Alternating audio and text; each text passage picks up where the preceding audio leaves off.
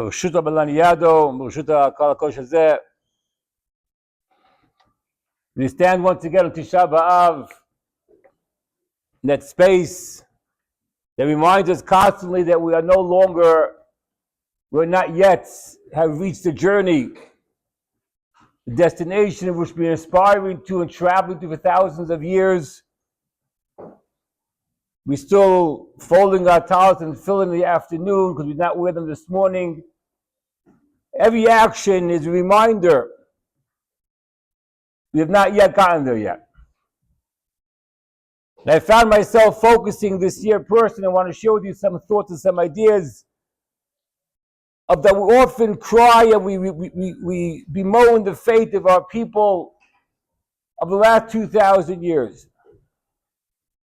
And perhaps if we focus ourselves a little bit differently, not just on what was, but what could be. If we think about what it means to be be'emet tzipiti Yeshua, to desire and to await for the Geula to come. It's a very well-known Gemara that everyone is familiar with. The Gemara tells us, it's brought down in Shulchan Aruch, and the Ramah, it says, in the future times, Latid Lavo, in the future times, when a person returns his neshama to HaKadosh Baruch Hu, is going to be asked 5 questions. And amongst those questions going to be asked, Nasati v'natati b'amuna, did you deal honestly and earnestly in business? Kavati itin b'torah, did you engage, did you designate, dedicate time for Torah study? Asakti b'piruvivya, did you engage in procreation, trying to have children? V'tzipiti Yoshua, did you desire, did you wait for, did you hope for the salvation from HaKadosh Baruch Hu? What's interesting to note in all of these examples, all these questions that the Gemara presents to us, none of the questions ask us about our success of that endeavor. None of the questions ask us, did you accomplish it? Did you deal honestly with business? The outcome of the business, we're not asking. How much tzedakah did you give from that business? We're not asking. Kavati eat in the Torah, did you designate time to study Torah? The Gemara is not saying, did you become a Talmid Chacham? Did you know Shas, Blvd, and Yerushalmi? We're not asking that. Kavati eat in the Torah, did you designate time for the Purva doesn't ask you how many children you had or did not have, doesn't ask you what the children look like, Talmid Chachamim, Nashim Tznuot. They're not asking that. The question we're going to be asked is, did you try? Did you want? Did you attempt?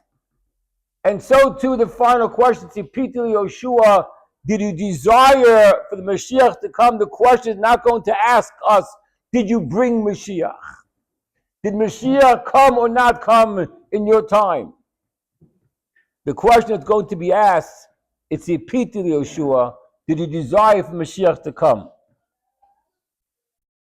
Very beautiful medrash that says that throughout history, there were situations that people did not believe could possibly come to fruition. The Mishnah Medrash Rabbah says, Miriam Mechakel Avram v'Sarah shezekenim sheyodim lem ben.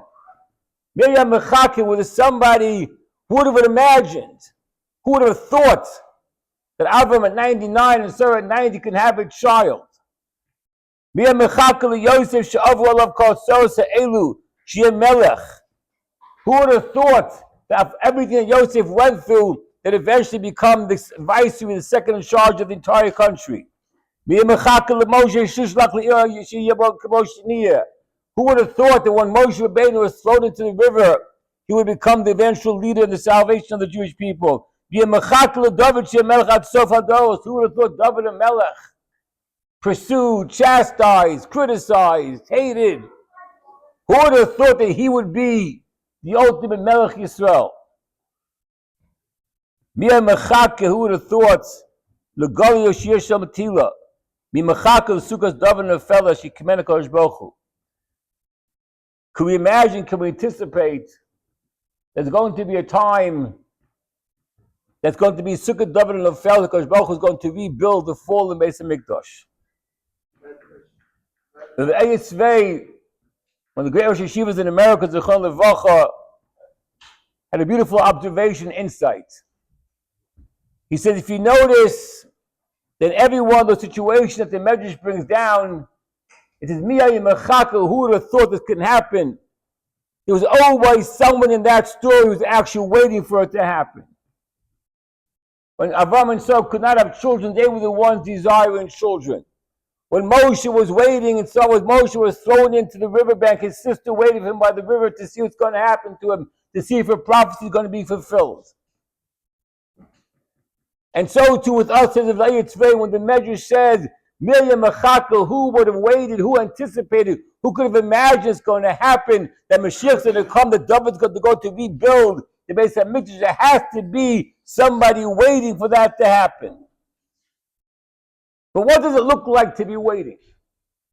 What does it mean, see Peter Yeshua, you're desiring for the Mashiach to come, for the salvation to come? What does that look like? In 1948, immediately prior to the designation and proclamation of the State of Israel, there were groups of people that were stationed in different parts outside of Yerushalayim that were building trenches and digging trenches to help unknown clearly from which side the enemies would go to attack. These were untrained soldiers. These were men and women who were designating and dedicating their life. Indeed, there was one group of people, about 13 or 14 men and women, a very motley crew, from a secular Zionist woman to a Hasidic Jew from Meir Sharem. All stood side by side digging trenches on the hot day. Almost nothing to eat or to drink. It was a Friday afternoon. It was Erev Shabbos Kodesh. They had no cell phones, they had no walkie-talkies, there was no communication. They just kept digging. And finally, one of the people from their crew had traveled back to Yerushalayim to try to get an update on the news, came running back, and he said, I have news, we have some information, I have news. And they grabbed him by his jacket and said, what did you hear? And he said that David Ben-Gurion declared independence this afternoon in Tel Aviv. The Jewish state comes into being at midnight. There was a dead silence. Even the air seemed to be holding its breath. Midnight was just minutes away. Oh my God, what have we done? Cried out one of the women who was digging, fitfully rubbing her chin with her fingers. What have we done? Oh my God, what have we done? For years, they waited for that moment with excitement, with doubt, uncertainty. They dedicated their efforts, their time, their emotion, their energy. If you want to know what the Peter Yeshua looks like, where do you imagine yourself at that moment? How do you see yourself when Mashiach comes riding in? When we hear the Shofar Gadol Chayutenu. When we cry out, what have we done? Can we cry out, what have we done? What truly does a Tzipit Yeshua supposed to look like? It means that even when we don't know the outcome, even though we don't know what's happening, we still dig those trenches. We take actions in our lives that express our deep desire. Because as the Yafat Torah and the commentaries on the Medrash says, that the Golus has been very, very long and it takes its toll. And it wears us down. Emotionally, spiritually. And we push through. But it's really hard to be Tzipiti Yeshua day in and day out with the same level of excitement, the same level of anticipation. And he adds a beautiful idea. He said, if you notice that all the examples that were brought down in that Medrash began from Avram Avinu to Moshe, to Yosef, to Moshe, to David HaMelech at the end. He said it spanned the Jewish history of the Bible to teach us and to know that the need to always have somebody waiting for something to happen, to have that ability to foresee that this greatness is coming your way, is a historical concept. It's not just for his time in history. It's not just for the event of Avram Avinu and having a child. It's not just about Moshe being saved. It's not just about Yosef becoming a melech. It's a story in the history of the Jewish people. It's what we've been through our entire lives. He's written through our entire history. But sometimes it becomes challenging. We're now, B'ezrat Hashem, the last day of Bein HaMetzarim. We'll translate what it means in between the confines. The Meitzah means the limitation, means the boundaries. Mitzrayim created boundaries. In Lashon HaKodesh, we know there's a rule, there's a concept that very often a single word can mean one thing and its exact opposite. So, for example, you take the word ikar, which means the main principal thing, something which is solid and steadfast, can also come from the word okay, which means to uproot. Exact opposite. The word bein we often use to create greatness, to show expansiveness. I am mavdil ben kodesh l'chol, ben ol l'choshech, ben yisrael l'goyim. I'm showing a distinction. There's there, I am someplace else. It shows an awareness of something beyond my limitation. Bein mavdil l'kodesh l'chol. I'm differentiating between the kedusha of Shabbos and the mundane wholeness of the week. Bein means something great. But yet when it comes to these 3 weeks, we call it Bein HaMitzarim. The word Bein here is not used in an expansive way. It's limiting us. It's showing us that we're confined. It's showing us that we live in a time and situation. And perhaps that greatest challenging for the Gullus, we're confining ourselves into our limitation, to what we perceive as our limitation. And we see ourselves living in the same galut that we lived last year and 2 years ago and 5 years ago and 10 years ago. Parshas Matot, we read the story when 2.5 Shvatim desired to live outside of Eretz Yisrael, Me'eva Yaden, what's called Transjordan.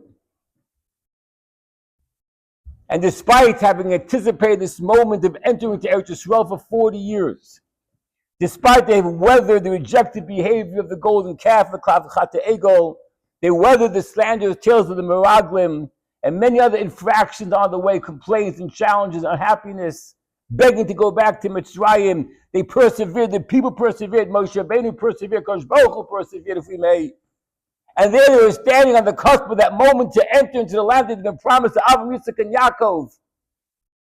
The moment they've been waiting for 40 years. The place they've been promised since even in Mitzrayim. And 2.5 tribes get up and say, we're not interested. We don't want that.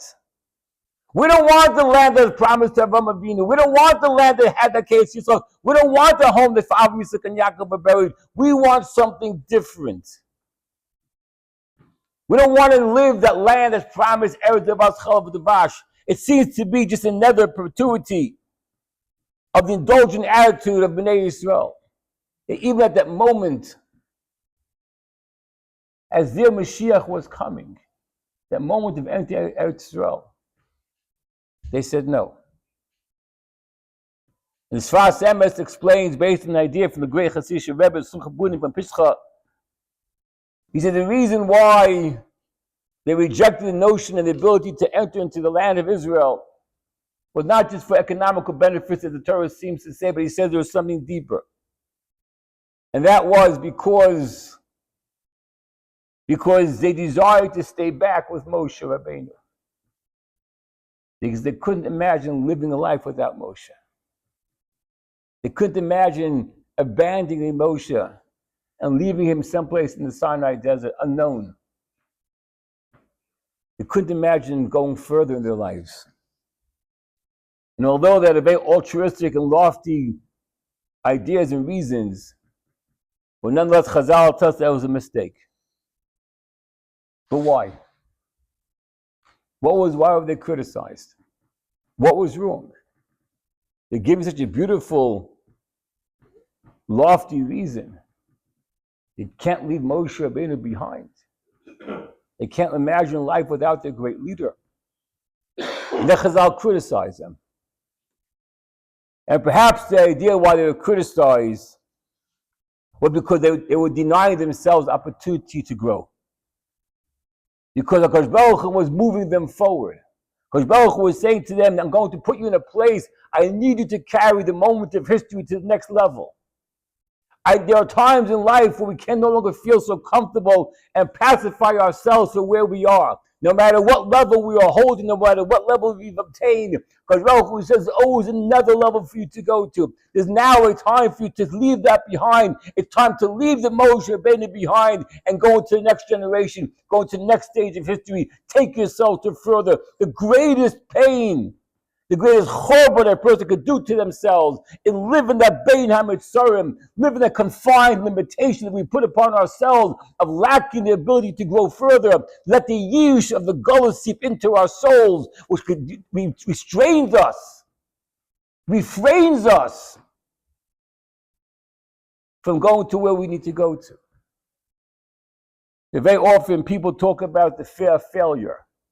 We're scared to try things because maybe it won't come out, and what will people say about me? But I often talk about the fear of success. People hold themselves back because they can't imagine what the next step will look like. Because if I attempt to do something and I am successful, then maybe they'll expect something from me.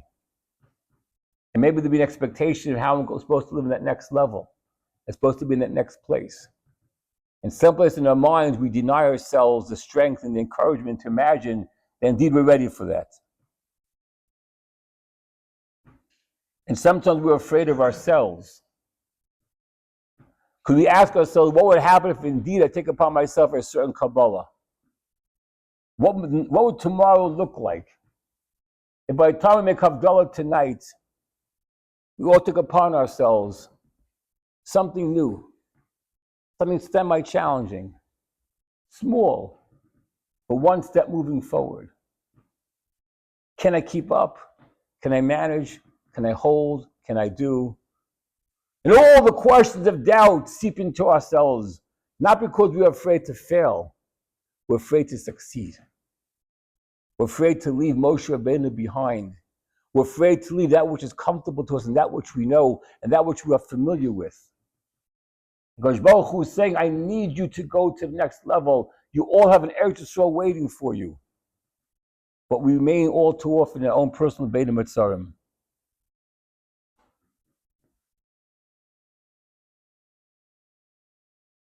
Are we truly mechakim? Are we truly aspiring and waiting?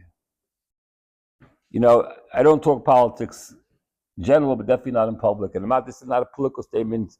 No matter which side of the aisle you voted for makes it indifferent. But I'll tell you something, I was profoundly struck in a hurtful way. When President Trump was elected to become president, the response of the Torah Orthodox world was anything but tzipisi Yoshua. And it was so hurtful and distasteful. And it made me realize how deep we've saturated ourselves into this gullus. And all the memes came out. Melech HaMashiach, Melech Yisrael, Vayakam Melech Chadash, crowned and turning psukim upside down and backward and forward to show the gematria and the reason, everything, and just to justify, to show this must be it. Have we lost our minds? This is what you've been waiting for? That's your great salvation? That's your Mashiach? Have you not read anything about history? Have you not read anything about stories of Klal Yisrael? Things go up and down, and we invested our koiches and our belief. What? I don't care who would have won. But if that was our reaction, then we have to double check ourselves. Are we truly be mechakim? Are we truly be mitzapim Yoshua? And we all have our own personal geula in our lives. Whether it's waiting for the Mashiach, or our own personal growth. There's a beautiful story came out recently about a man today. His name is Simcha Weinman.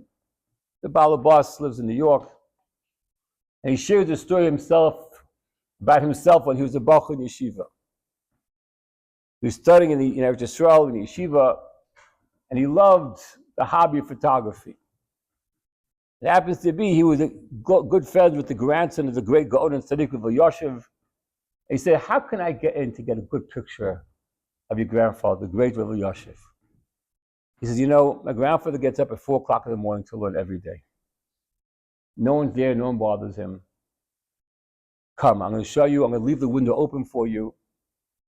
You sit and watch and take your pictures. It's perfect. All excited, gets up the next morning, gets his camera, makes sure everything is clean, the lenses are there, the batteries are fit. And he walks up to the window and he's watching Rabbi Yoshev open up his sefer. Man in his 80s probably at that time. And he's watching him sway over the Gemara at 4 o'clock in the morning. And Simcha is standing there with his lens focused on the great Gaon. And he's listening to the sweet voice of a Yoshev learning Torah like the first time, like a child in 5th grade. Amar Abaye, Amar Rava. And saying the words like his first time he'd seen them. And as Simcha's holding the camera in front of his eyes, the tears began to fall down his cheek. And somehow the Yoshev noticed him staying by the window. He said, come in. He said, why are you crying? He said to him, Rebbe, I came to take pictures of you, to show the world your beauty, your holiness.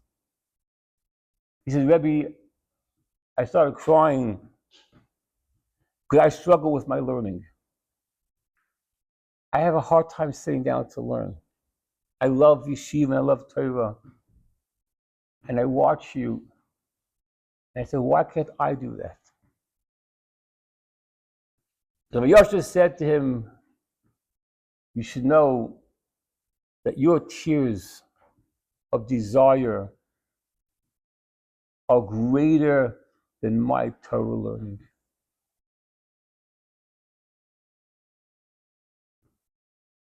Your tears of being mechakeh, your tears of being a mitzapeh, your tears of wanting, said the Gadol Hador. And said Simcha Weinman, since that day, I never missed a day of learning in my entire life. I've never missed a day of learning in my entire life. That's what mitzapeh means. That's what it means to break out of your mitzarim. That's what it means to find your geula. That's what it means to push yourself forward, to move into Eretz Yisrael, to move into your geula. We take apart ourselves and we move ourselves so we're not afraid of success. He could have said to himself, all your life, Simcha, you're Bach already, you're 19, 20, 21. You've never said, and all of a sudden you start learning. Because you saw Yosef sitting and learning, and for one moment you were inspired. It's not going to work. What's your chavrusa going to say? Oh, Simcha became a masman now. What are friends going to say? I never missed a day of learning. That's what mitzapeh means. Because there'll always be tears. Gemara Sukkah tells us that Atid Lavo in the future times, both Rishayim and Tzadikim are going to cry. The Rishayim are going to cry because they're going to see a thin line in front of them, like a hair. And they're going to cry, say, how can I not pass that Yetzirah, that temptation, for that thin line of temptation? For that moment, they're going to cry. And the Tzaddikim are going to cry because they're going to see a pile of hairs, each one representing another challenge they went through, another temptation, another opportunity to sin, to speak Lashon, to look at something they shouldn't be looking at, to talk about they shouldn't be talking, to cheat, to rob. Each one had their own opportunities to waste time. And they overcame it and they cried tears of joy because there are always going to be tears. You choose what your tears are going to come from. When the great Gedolim post-war came to America, the Milchaber Weissmandel, unique tzaddik, it's Kedai to read the book about his very, very challenging life. He was a brilliant man, nifted very young, but accomplished tremendous amounts.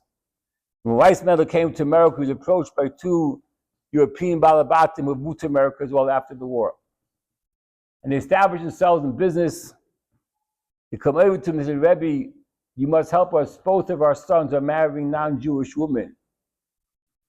He said, tell me, where did you live? So we saw this in this community was a yeshiva, was an elementary school, was a a Talmud Torah says, no, we couldn't find, we said, did you send them? Did you get them a tutor? Was there a Rebbe or a Rav that could learn with them? No, we couldn't manage it, and the community didn't have it.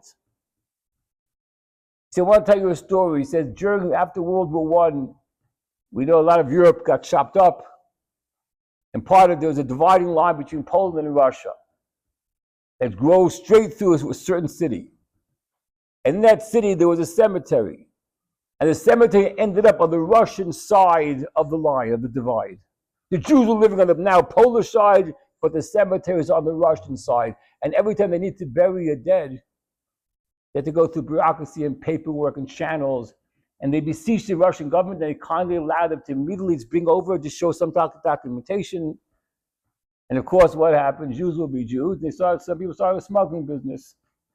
They got some coffins, they started smuggling things inside. And it was very successful for all, until they got too comfortable. And one time they're walking with their coffin towards the borderline between Poland and Russia, and the guards who were standing there noticed that these people are not looking overly sad, like they're carrying a deceased body inside the coffin.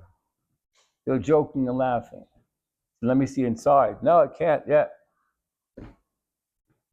They got caught red-handed for smuggling, and they started to cry. And they brought them to the police department. They begged with tears in their ears, please don't put us in jail, please. You know what the lieutenant said to them? He said, you thought about crying before. We'll not be crying now.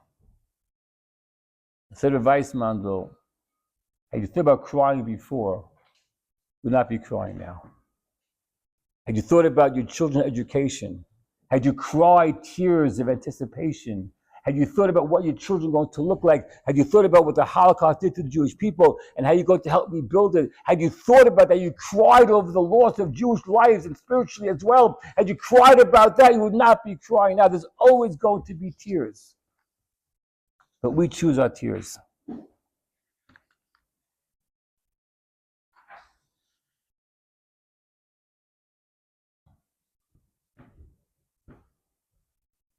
The Chassam Sofer in Masechet Shuvah says a very fascinating idea. Tosfos there quotes the Medrash, which is well brought down in Rashi in a few places, that the third Beis HaMikdash is going to come down in our Shemayim, like we say in Anenu. He took it from fire, like the and as the Chassam Sofer, the great Moshe Sefer from Pressburg, he says, I understand who's going to build that Beis HaMikdash. And I see his question, I say that's the most bizarre question I've ever heard in my life. You're asking about how Kadosh Baruch Hu, who made the entire universe, ex nihilo yesh ma'ayin, who made everything we have, one of the most magnificent creatures and creations that boggles minds of scientists forever. And that you're worried about him, how he's going to make a little Beis HaMikdash, because he still has an account in Home Depot. Like, what are you worried about? I think he believes what he's saying is what's going to be the zechus for Kadosh Baruch Hu to build the Beis HaMikdash. What's going to give him the reason to build the Beis HaMikdash? And to that he answers, are the tears of Klal Yisrael. And I read this many decades ago, and all these years I thought about that it must mean the tears of the Golus, the tears of the past, the tears of the suffering, the tears of the hardship. And I realized maybe it's not just those tears. Maybe it also means the tears of being a machake, of being a mitzapeh, what it means to cry when we say, V'zechazene einenu b'shuvacha, not our return to Kadosh Baruch Hu, but b'shuvacha, to your return. Maybe we have to be strong enough to see Puri Yeshua, not get caught up so much in the American life. There's always going to be tears. Are we going to say, oh my God, what have we done? What have we done? The Mashiach comes. Perhaps there's also some of the tears that Kadosh Baruch Hu needs to build the Beis HaMikdash. When he moved to Eretz Yisrael, somebody asked him, so what do you miss from New York?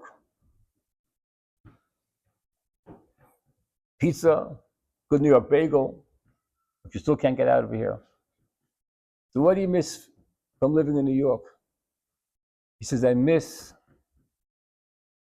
I miss, he says, that I could no longer yearn to live in Eretz Yisrael because I'm here.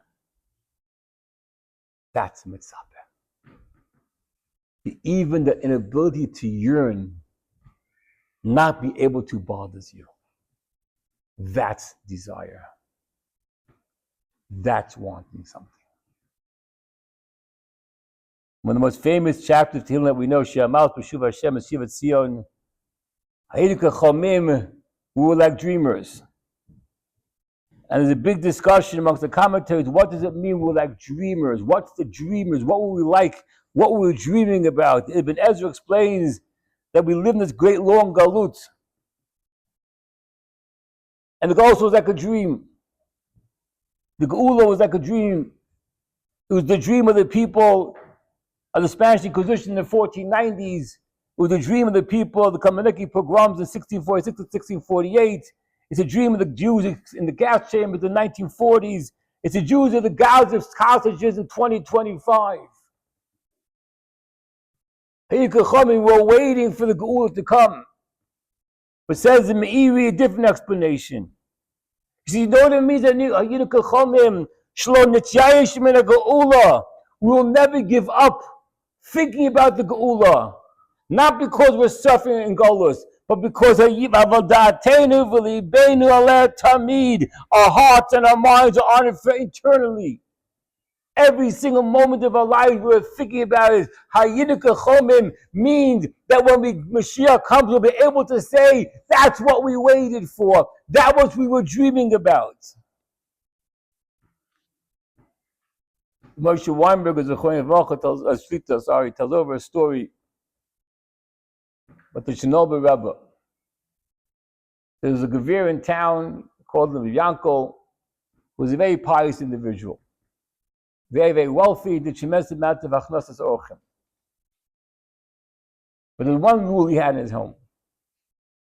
And I've seen many people have similar rules. You cannot walk into the house with your shoes. Especially in those days, there was no streets, and everything was cobblestone and mud, and he didn't want everybody walking in, all the guests who were coming for meals 3 times a day, tramping through his home on the carpet, on the marble, on the floor, with dirty, muddy shoes. They had them take off their shoes, put on some slippers. And that was his custom, and everybody abided by it. One day, late at night, he gets a knock on the door. Unusually late to get such a guest. He opens up and he sees the great Chernobyl Rebbe standing there. He says, Yanka, I want to tell you a story. He says, there was once a Jew who lived a life that was not so pious. He was not such a righteous soul. And he did some decadent things, lived from community, but was doing his own thing. And one time, the story has it that he was traveling by horseback, coming back from whatever, and he heard cries and shouts of children and women.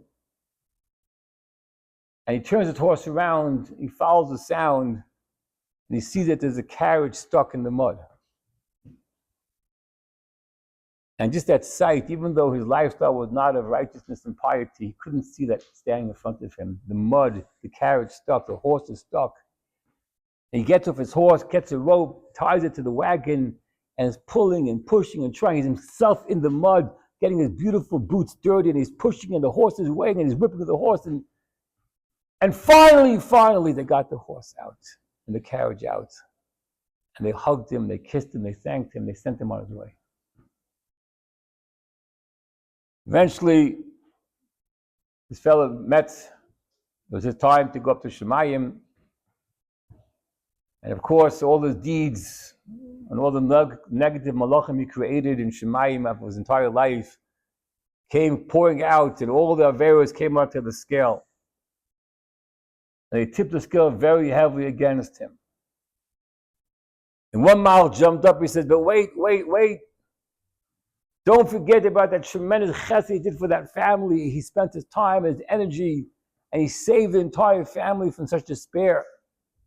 He said, you're right. And they put that onto the scale. It wasn't doing it. They said, okay, let's take him down. And wait. You can't just look at that family and their children because they're also having children, and their children are also going to be from. Put something on the scale for that. They say, okay. And now the scale is still teetering in balance. And whenever there's a balance in Shemayim on the scales, very often, sometimes will offer the Neshama choices, sometimes they won't. And they said, we're going to send him back down into the world again. Sorry, skipped an important part, sorry. Before they can stand him down, before the scales were tilting, the Maal said, there's one more thing. The mud on his shoes. Is what mud? The mud when he went in to save the carriage. He totally dirtied his shoes. It wasn't unlike him. That's not who he was. He dressed so immaculate and so proper. He was wealthy. Put the mud on the scale. They said, can't put mud on the scale in Shammai. He said, put the mud on the scale, because the Dayan said, we'll put the mud on the scale, and that's what allowed the scale to be even. And then the judge said, the Dayan said, we'll send him down to the Aretz to land once again. But it'll depend. If he allows mud into his home, if he's easy about the mud, if he's able to live that type of life, then we'll give him Olam Haba. But if he makes a big deal out of mud, and it bothers him, we send him back down. Shinola Rebbe is telling the story to Gevir, to Yankov. He said, Yankov, that man was you. He got the message, and from that day on, mud flowed in his home. People trapped he's all over the house. And this is the Moshe Weinberg, it's beautiful like, yeah. He says, I was thinking about that story and over again. He says, Moshe Mashiach are going to come, the people are going to come, and when we gathered around in some massive stadium someplace, it's going to be huge and phenomenal. And all the tzaddikim are going to be sitting on the dais in that stadium. And then someplace down the middle, you're going to have a bunch of young chaver jumping up and down, yelling and screaming, Mashiach's here, Mashiach's here. And Lord tzaddikim will be saying to themselves, who is this guy? Who are these kids? How do they look from? Who are they to be jumping around? We were the most nefesh for Torah, for tefillah, for tzedakah, for chesed. He said, those are the people who walk through the mud every single day. Our spiritual mud, the challenge that we go through. But every single day, we push that mud aside. We say, Kosh Baruch Hu, I'm here for you. And this nisayon, and that nisayon, and that challenge, I'm not going to give him to this. I'm not going to give him to that. I'm going to push myself through the mud. That's a mitzvah. That you have greater aspirations for yourself that pulls you out of the mud. And that mud will go on our scales.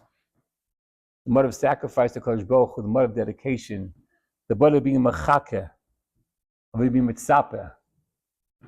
The mud that when Kodesh Baruch Hu says, he peacefully Yeshua, we could scream out yes, with a resounding yes. We scream out the words, my God, what have I done? We should all be zercha, that moment in our lives.